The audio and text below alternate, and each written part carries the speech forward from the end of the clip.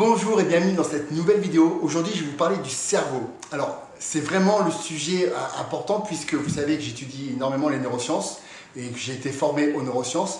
Et neurosciences, ça veut dire qu'en fait, ce sont les sciences qui étudient le cerveau. Donc, on y est en plein dedans. Alors, il faut savoir qu'il y a trois types de cerveau. Il y a le cerveau reptilien, c'est le premier, le plus archaïque, qui se trouve d'ailleurs à la base, un peu d'ailleurs dans la nuque, là, qui se trouve là. Ensuite, on a le cerveau limbique, qui est un petit peu au-dessus. Et en troisième, nous avons le cortex ou néocortex, qui prend tout le dessus là, et qui est vraiment le cerveau de la pensée et de l'intelligence. Alors en premier, il y a le cerveau reptilien, et celui-là, franchement, c'est le cerveau qui me passionne, parce que 90% de nos problèmes viennent de notre cerveau reptilien. Sa seule fonction est notre survie. Il est totalement automatisé, c'est-à-dire qu'on n'a pas vraiment de contrôle dessus. Il permet par exemple de respirer sans avoir à y penser, que notre cœur bat sans non plus qu'on ait à y penser. Il nous permet de boire, manger, de se reproduire. C'est là aussi où se logent nos émotions archaïques, comme par exemple la peur. Mais pas, vous savez, la peur par exemple de parler en public. Une peur où quelqu'un va arriver par derrière vous et d'un coup va vous sauter dessus. Là, vous allez avoir un réflexe de mouvement, de retrait parce que vous avez eu peur. Donc ça, c'est vraiment, on appelle ça les peurs archaïques. Comme par exemple, vous avez peur des serpents, des araignées, parce que c'est inscrit dans votre patrimoine qu'un serpent peut vous mordre et finalement vous tuer. Alors, il est très important de le connaître parce que, comme je vous disais tout à l'heure, 90% des problèmes viennent de ce cerveau-là. Il a vraiment une fonction de protection.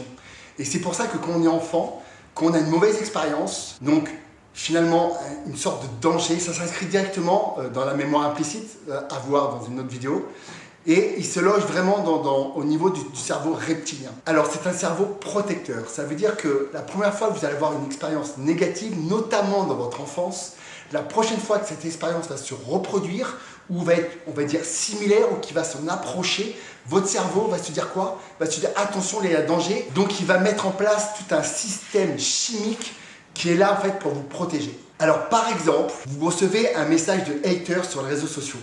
Là vous allez voir, vous avez votre cœur qui s'emballe, la colère qui va commencer à monter. Et là généralement on répond que de la merde. C'est-à-dire clairement on répond en réponse de la violence face à la violence.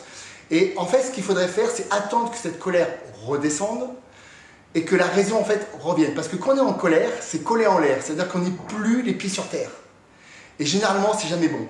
Et ça, c'est typiquement votre cerveau reptilien qui parle. Alors, il faut savoir aussi que ce cerveau reptilien est le cerveau le moins évolué, mais c'est le plus réactif. Et il prendra le relais sur tous les autres dès que ça sera nécessaire. Ensuite, vous avez le cerveau limbique. Alors lui, c'est le cerveau du confort, du plaisir, que ce soit dans vos relations ou de votre environnement. Alors lui, il a la capacité de ressentir nos émotions et nos sentiments.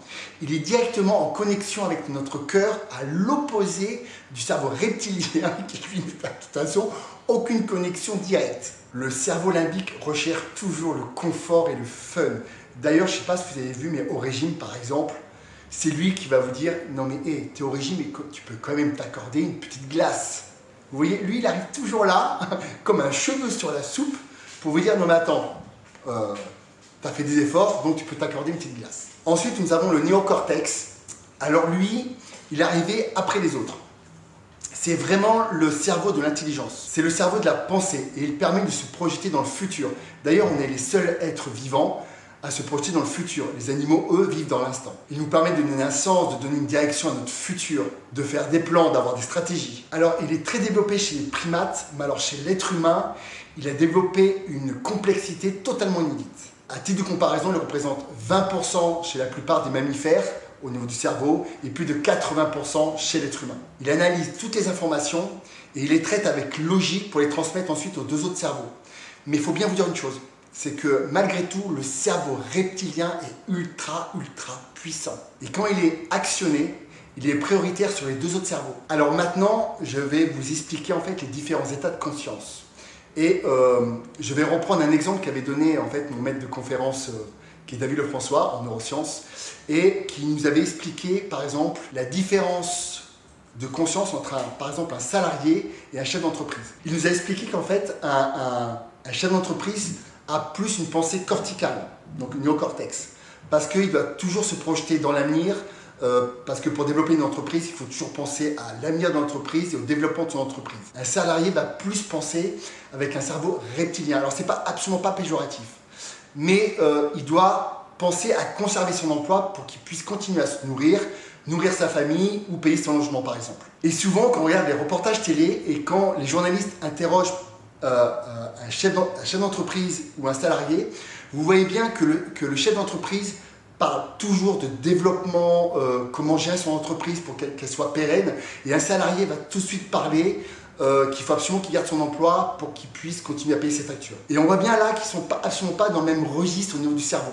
Et ça pose problème en cas de conflit. Parce que la communication ne va pas être sur le même niveau en réalité. Et il va falloir identifier dans quel état psychologique, c'est plutôt reptilien, mammalien ou cortical, pour pouvoir avoir une communication possible. Sinon, ça va être très très compliqué parce que vous n'allez pas communiquer à la même hauteur. Donc, ça sera à vous de faire l'effort parce que maintenant, vous êtes au courant.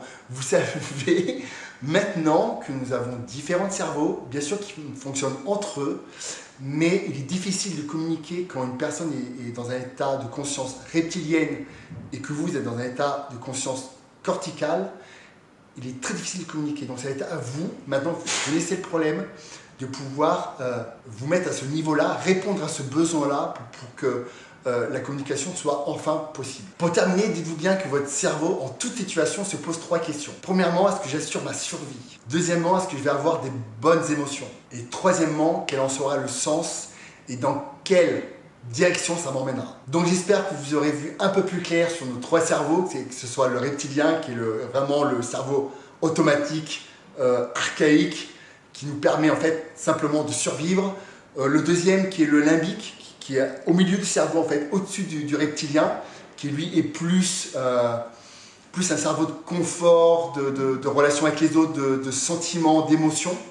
Et le troisième qui est le néocortex, qui est arrivé beaucoup plus tard et qui nous a permis par exemple aussi de développer la science et toute la technologie qu'on connaît aujourd'hui. Et voilà, j'espère que cette vidéo vous aura plu, vous aura un petit peu plus aiguillé. Et je vous dis encore une fois à la semaine prochaine. N'oubliez pas de liker, de partager, de vous abonner, de mettre une petite sonnette. Et je vous dis à la semaine prochaine. Bisous, ciao ciao.